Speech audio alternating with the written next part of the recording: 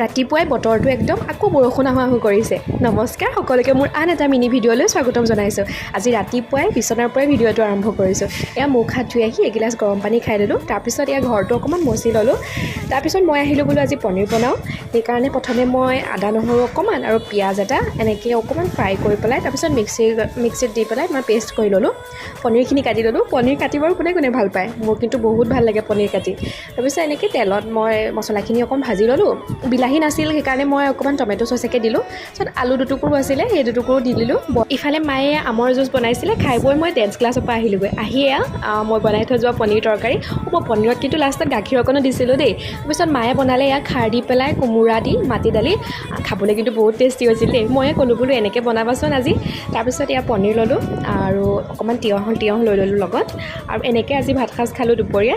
তেন্তে আজিলৈ ভিডিঅ'টো ইয়াতে সামৰিছোঁ দেই। আকৌ বেলেগ এটা ভিডিঅ'ত লগ পাম। Bye bye.